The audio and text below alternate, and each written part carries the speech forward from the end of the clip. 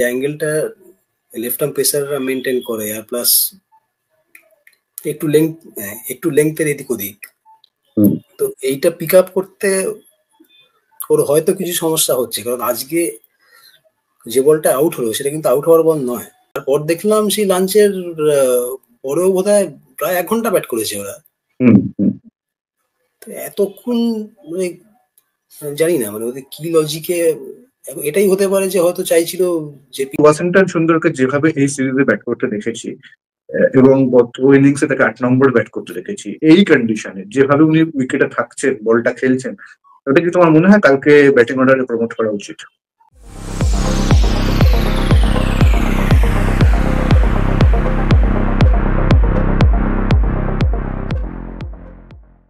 নমস্কার, ইন্ডোরভিলে আবার আপনাদের সকলকে স্বাগত জানাই। আজকে আবার আমার সঙ্গে রয়েছেন দ্য টেলিগ্রাফ পত্রিকার ক্রীড়া সাংবাদিক সায়ক ব্যানার্জি। সায়ক, ইন্ডোরভিলে তোমাকে আবার স্বাগত। অনেক ধন্যবাদ পার্থ। গৌহাটিতে চতুর্থ দিনের খেলা শেষ হলো এবং প্রত্যাশা মতোই ভারত বোধহয় হারের প্রহর গুনছে। তোমার ওভারঅল কি মনে হলো আজকে সারাদিনের খেলাটাকে? প্রথমত এটাই মনে হলো যে সাউথ আফ্রিকা বোধহয় একটু দেরি করে ফেললো ডিক্লেয়ার করতে। অবশ্যই হ্যাঁ, কারণ মানে লাঞ্চ অব্দি খেলেই ডিক্লেয়ার করলে পারতো, তাহলে আরো কিছু ওভার পাওয়া যেত আর কি ইন্ডিয়ান ব্যাটসম্যানদের বল করার জন্য। ঠিক, এখনো জেতার চান্স আছে, কারণ কিছু বল নিচু হচ্ছে দেখা গেল আজকে। এক্সট্রা বাউন্স যেটা সেটা তো আছেই, প্লাস ইয়ানসেনের যে হাইট সেটাও পাবেই। তবে এই মুহূর্তে অবভিয়াসলি 80-20 সাউথ আফ্রিকা। মানে 80-20 বলতে আমি 20% আমি মানে ম্যাচ ড্র হওয়ার কথা বলছি। অবশ্যই হ্যাঁ, যেটা সম্ভাবনা তো ভারতে কোনোভাবে না সেটা কাল দেখবে যে ওই মানে কালকে আইপিএল টেকনিক কালকে কিছু হবে আবার।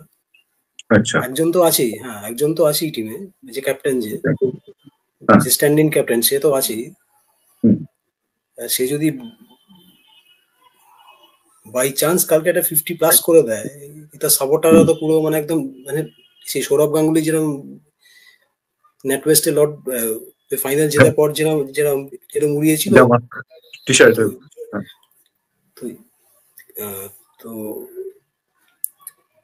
তার সাপোর্টাররা হয়তো কালকে তাই করবে। এবং তার মধ্যে কিছু জার্নালিস্টও আছে আবার, তো যাই হোক। হ্যাঁ, তো একটা এরকম মানে যেটা আমার হাঞ্চ আর কি, একটা এরকম কালকে হতে পারে। আচ্ছা, যে হারাবার কিচ্ছু নেই, তো এটা অল আউট গেল আর কি। আচ্ছা, মানে সেটা হওয়ার সম্ভাবনা বলছি, সবাই করবে না অবভিয়াসলি, কিন্তু এক দুজন করতেই পারে সেটা। তোমার কি মনে হয় মানে যখন কালকে সাউথ আফ্রিকা একটা প্ল্যান নিয়ে নামবে অবভিয়াসলি ইন্ডিয়াকে অল আউট করা, সেইখানে ওইরকম একটা দুটো ইনিংস বা একটা দুটো ক্যামিও খেলে সাউথ আফ্রিকার লাইন লেন্থকে বিগড়ে দেওয়াটা একটা ভালো স্ট্র্যাটেজি হলেও হতে পারে, কিন্তু তা বলে এইরকম মানে রেকলেসলি হঠাৎ এগিয়ে এসে মানে ফাস্ট বোলারকে মানে 6-4 মারতে যাওয়া, সেটা কখনোই ঠিক স্ট্র্যাটেজি না। আচ্ছা, আজকে ভারতের যে দুটো উইকেট পড়লো, সেই দুটো উইকেট পড়া নিয়ে তোমার কি মন্তব্য, মানে সেটা নিয়ে তোমার মতামত কি? হ্যাঁ, মানে এখন যশস্বী জয়সওয়ালের তো লেফট আর্ম পেসারদের এগেনস্টে এটা মানে আজকে আরো বোঝা গেল যেটা প্রবলেম আছে। ও অ্যাঙ্গেলটা ওর মানে প্লাস যে লেন্থটা এরা মেনটেন করে সেটা মানে মানে আমি যেটুকু দেখে বুঝলাম ওর সেটা পিক আপ করতে এখনো প্রবলেম হচ্ছে আর কি। ওকে কি আজকে জনসন খুব ভালোভাবে সেট করলো আউট করার আগে? সেটা বলতে পারো, কারণ ওকে মানে কনস্ট্যান্টলি শর্ট পিচ দিয়ে যাচ্ছিল, কনস্ট্যান্ট শর্ট পিচ দিতে দিতে হঠাৎ একটা সামান্য লেংথের হেরফের করে একদম হ্যাঁ মানে একদম ইনডিউস করে এজটা নিল আর কি ব্যাটের। তো এবার জায়সওয়ালের যে লেফট আর্ম পেসারদের এগেনস্টে একটা মানে একটা প্রবলেম আছে, সেটা আমরা অস্ট্রেলিয়াতেও দেখেছি। স্টার্ক 3 বার আউট করেছিল। আর আর এখানে Marco Jansen 3 Times out of 4।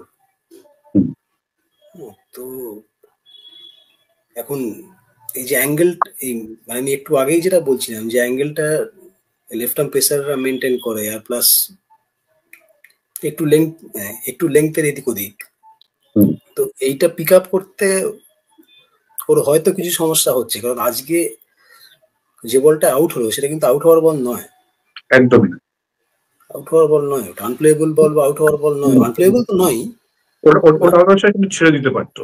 হ্যাঁ, ছেড়ে দিতেই পারতো বলটা। তো এখন মানে এখন এই পেশেন্সটা তো নেই, এদের কারোরই নেই। 20 বল খেলেই যদি পেশেন্স চলে যায় তাহলে তো মুশকিল। এখানেই হয়তো রাহুল দ্রাবিড়ের মতো কাউকে দরকার ছিল, বা ভিভিএস লক্ষ্মণ টাইপের কাউকে।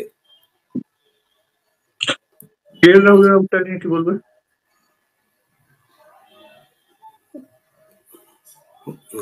বলটা ভালো ছিল নিশ্চয়ই, কিন্তু মানে দু একজন এক্সপার্টকে বলতে শুনলাম যে ও মানে একটু লেজি শট নাকি কেএল রাহুলের। ওই বলটাই মানে এটা যদি ফ্যাগ এন্ড অফ দ্য ডে না হতো, যদি এটা মানে সকালে কি মানে আর্লি সেকেন্ড সেশন হতো, তাহলে এই সেম বলটাই হয়তো রাহুল অন্যভাবে খেলতো। সেটা 1-2 জন এক্সপার্ট সেটা আউট হওয়ার পর তাদের বলতে শুনলাম।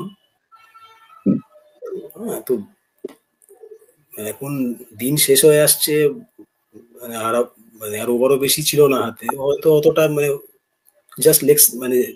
জাস্ট অন সাইডে বোধহয় ও মানে সামহাও বলটা খেলে একটা রান নিতে চেয়েছিল, হয়তো শট। হ্যাঁ, মানে এখন এক্সিকিউশন ঠিক হয়নি, এখন একদমই ঠিক হয়নি, একদমই ঠিক হয়নি এখন। মানে এইটাই হয়, মানে আন্ডার প্রেসার এগুলোই তো, এই ভুল ভ্রান্তিগুলোই তো হয় না। এক্স্যাক্টলি। তুমি আলোচনা আজকে শুরু করলে যে সাউথ আফ্রিকা হয়তো একটু ডিলে করেছে ডিক্লেয়ার করতে, সেটা তোমার কেন মনে হয়েছে? জানি না, মানে আমার অবাক লাগলো। কারণ যদি সাউথ আফ্রিকা ওদের লিডটাকে 500 নিয়ে যাওয়ার আগেও ডিক্লেয়ার করতো, সেটাও তো কিছু কম টোটাল নয়, মানে কম বড় টোটাল নয়। তারা যদি 480 কি 490 এ ডিক্লেয়ার করতো, তাহলে তো সেটাও যথেষ্ট বড় টোটাল। তো মানে যারা 130 ডিফেন্ড করতে পারে আগের টেস্টে, তো তারা এত বড় রান তারা ডিফেন্ড করতে পারবে না, এটা তো একটুখানি মেনে নেওয়াটা মুশকিল। আমার মনে হয় হয়তো স্টাবসের সেঞ্চুরির জন্য আর বা আরেকটা কারণ হতে পারে যে তারা চাইছিল যে পিচটা আরো বেশি ডিটেরিওরেট করুক, সেটাও একটা কারণ হতে পারে। আগামীকাল যদি ভারত কোনোভাবে এই ম্যাচটা বাঁচিয়ে দেয়, তোমার কি মনে হয় এই ইনিংস ডিক্লারেশনটা খুব গুরুত্বপূর্ণ হয়ে যাবে? হতেই পারে, ইনিংস ডিক্লারেশনের সময়টা হতেই পারে, আসবেই তো। কারণ আমি যেটা মানে যেটা আমার মনে হচ্ছিল যে এরা হয়তো টিল লাঞ্চ ব্যাট করবে, তারপর ডিক্লেয়ার করবে, কি তা না করে লিড হয়ে গেছিল, 508 লাঞ্চে লিড ছিল। হ্যাঁ, লাঞ্চে 500+ লিড হয়ে গেছিল। এবারে তারপর দেখলাম সেই লাঞ্চের পরেও বোধহয় প্রায় 1 ঘন্টা ব্যাট করেছে ওরা। তো এতক্ষণ মানে জানি না, মানে ওদের কি লজিকে। এটাই হতে পারে যে হয়তো চাইছিল যে পিচটা আরো ডিটেরিওরেট করুক। আচ্ছা, অন্যদিকে ভারতীয় দলের আজকে সারাদিনে যে বোলিংটা দেখলে, সেইটা এবং ক্যাপ্টেন্সি, এগুলো নিয়ে তোমার কি মনে হয়?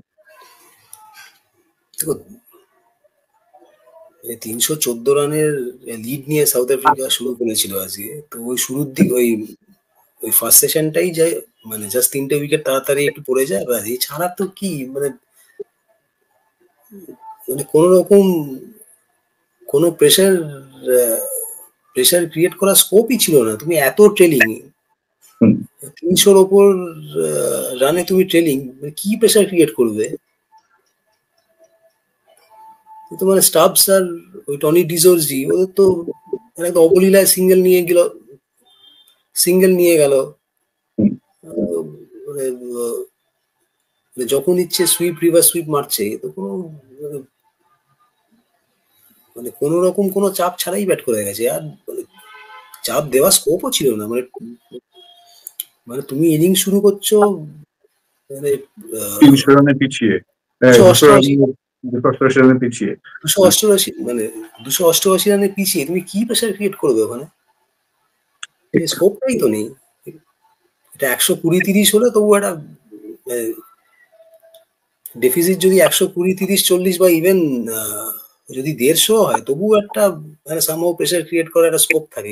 মানে এখানে সেই প্রেশার ক্রিয়েট করে না, আমি উল্টো দিক থেকে বলছি। যখন দেখো তুমি যখন প্রায় 300 রানে পিছিয়ে থেকে ইনিংস শুরু করেছো, আজকে দিনে খেলাটা শুরু করেছো, তুমি এটা নিশ্চিত ভাবে জানতে যে 550 হয়তো তুমি এক্সপেক্ট করোনি, কিন্তু এটা তুমি জানতে যে 400 বা 450, অ্যাটলিস্ট 450 কাছাকাছি লিড নিয়ে তবে সাউথ আফ্রিকা ছাড়বে। তো সেখানে কি তুমি কোন রকম ভাবে নেগেটিভ বোলিং বা এই জাতীয় কিছু করতে পারছো যাতে ওদের রান তোলাটা আরো বেশি স্লো হয়ে যায়, যাতে টাইমটা ওয়েস্ট হয়? এই ধরনের কোন স্ট্র্যাটেজি কি টিম ইন্ডিয়া নিতে পারতো আজকে? নেগেটিভ বোলিং, হ্যাঁ, সেটা একটা চেষ্টা করা যেত, কিন্তু সেটা তো করতে দেখলাম না। সেটা কোনো বোলারকেই সেটা করতে দেখিনি।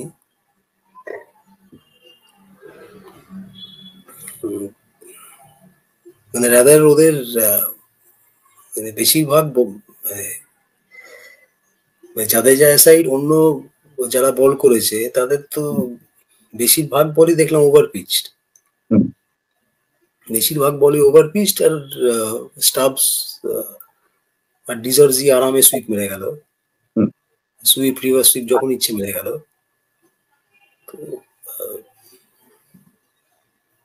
এখন এটাই দাঁড়ায় যে মানে তোমার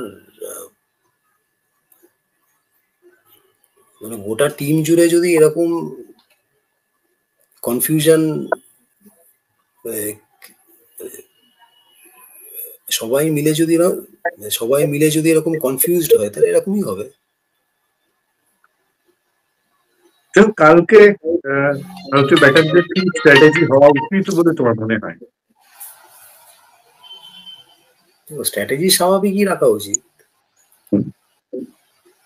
মানে যদি বল মারার হয় তাহলে স্ট্রেট মারবে,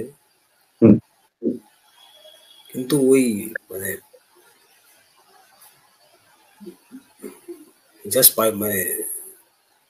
জাস্ট ইন্টেন্ট দেখাবার জন্য পাইরোটেকনিক্স দেখাতে হবে, এটা কোনো মানে হয়